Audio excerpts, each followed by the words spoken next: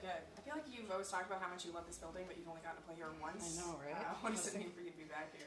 Yeah, I was talking about that earlier today, and I think that was like one of my first really good memories in this league, honestly, was that game. And First win. Yeah. Oh, was it? Yeah. Okay, yeah, first win. One of my first road trips, too. So I didn't play very well in that game, but I made some big shots late in the game, and I just remember the environment being incredible. I remember, like, Klay Thompson was courtside, and there was quite a few big stars in the building for that game. So really fun. Like, this is, like, whenever I get asked in, like, interviews and things, like, what are some of my favorite places to play? Like, this is always one that comes to mind. So just super excited. It was obviously certainly hard to sit on the bench and have to watch last year, but my team played some good games here, so excited to be back and play in front of this crowd. Hi, Good how are to you? see you? Good. How are you doing? After last game, you're talking about your back and getting readjusted, Yeah. and Steph was talking about how, look, as players get injured or whatever happens, Yeah. you learn different kinks of your body and For how sure. to deal with it. So I guess two-part question, just how has your back been in the Yeah. following week? And then what have you learned about your body and how to manage it over the last 8-9 Yeah. months or so? Yeah, I think first of all, I feel great. So I jump on that table. Right yeah, I saw that. So I think like the hardest part of injury, it's still something I'm really battling and kind of almost struggling with, is just like the mental hump of getting over everything. And like I understand my body almost too well to a point now, and it's probably something I wasn't enough in touch with before my injuries, and now I understand it very well. And so you just become hyper cautious to certain things. And I think that moment in the game where, obviously my back tightened up, I think I almost got confidence from that because I came back in and I played 8 more minutes. So, and I felt great the last 8 minutes. So I think it's something I can take confidence from, but it's going to take me a little bit to like really get over this mental hurdle of like trusting my body. And I was thinking about it later too. Like, this is the first time I've played 30 minutes. Like, even playing USA basketball, like I was playing 20, 22 minutes. We have so many players. We're just rotating in and out. And I ran 4.6 miles in that game on Saturday versus Dallas. So it's a lot of stress on somebody's body, and just the pace and the physicality of it too. So that's something I'm going to continue to get used to. But I feel really good. It's just continuing to work on the mental side of the injuries for myself. Yeah.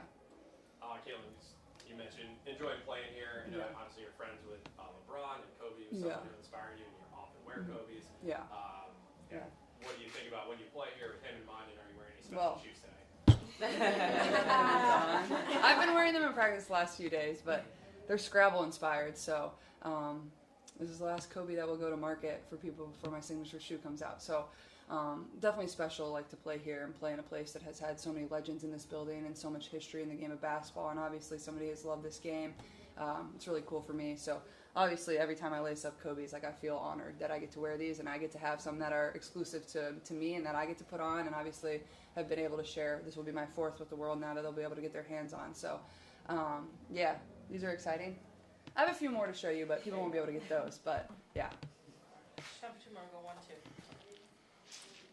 Hey Caitlin, you obviously just mentioned right now that you ran 4.6 miles, and Yeah. you've been working, I think the broadcast mentioned you've been working with Brandon Payne. I'm curious what it's been like for you to kind of have like an analytical sort of close relationship with your body like that. Yeah, I mean, I feel like I've definitely become a lot more numbers driven, like not over-analyzing anything. Like, at the end of the day, this is basketball. You just go out and play and you have fun. But, like, data can really help you, and I think the people that we have on staff, whether that's our training staff, whether that's strength and conditioning, whoever it is, like, we wear chips in our shorts that is monitoring us all game. That's not just how far we're running. That's like when it's in the super high acceleration zone. That's when it's like not as fast acceleration. So they can understand what our body is going through every single game, and that's going to change from game to game. So it's good to get that feedback and to understand it.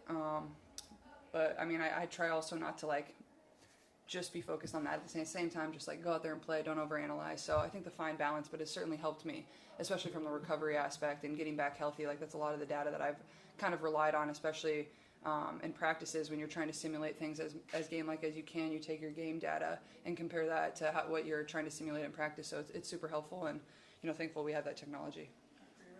Yeah.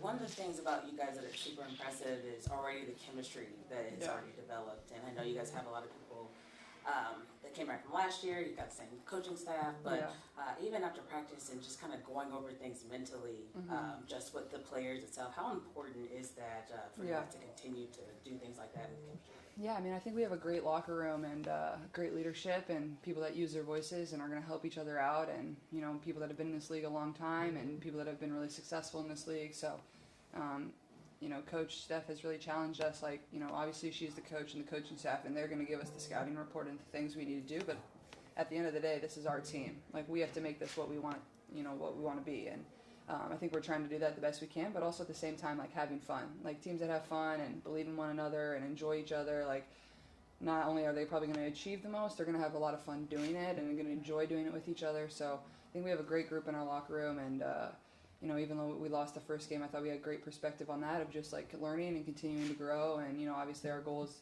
to win this one tonight, but you know, it's a long season. It's 44 games, and then hopefully you reach the playoffs. So proud of our group and proud of the leadership we've shown so far.